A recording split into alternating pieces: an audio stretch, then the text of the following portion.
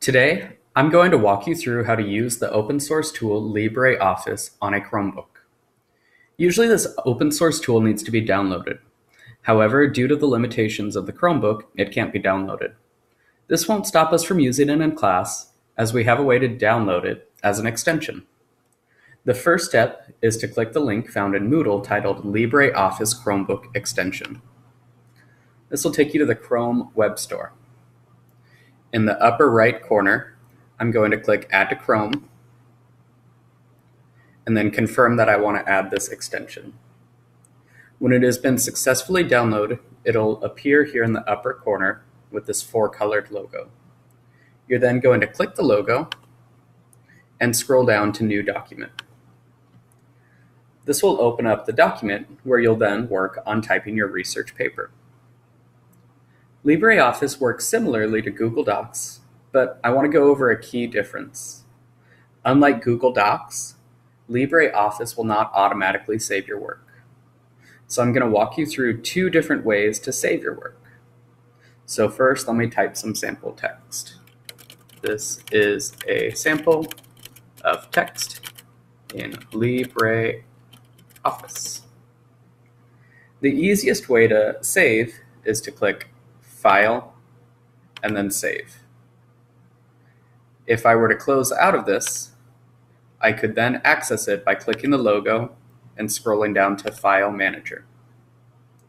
The layout of File Manager is similar to Google Drive, and I should see my document pop up here that I was just working on. So yep, there it is. So I can open this, and it'll open up the doc I was just working on.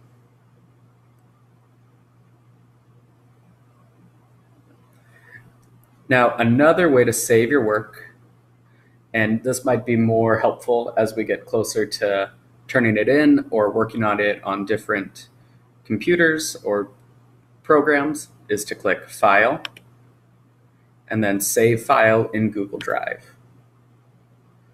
So it'll take me to a new screen to save the file in Google Drive. So I'll click Save. And it'll take a moment, but it'll save that document I was working on in LibreOffice into Google Drive. So when I open my Google Drive, let me hit refresh. I should see this document pop up.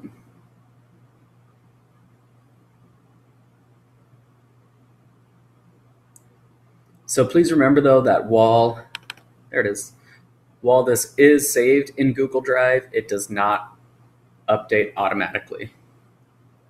So if I were to go back and add another line of text, it's not going to update this document. So again, make sure that while you're working, you're going through and you're hitting save by either hitting save or saving a copy to your Google Drive.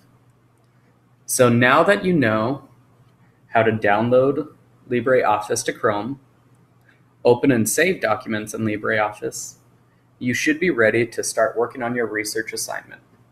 Please let myself or Mr. Richards know if you have any questions. Thanks for watching.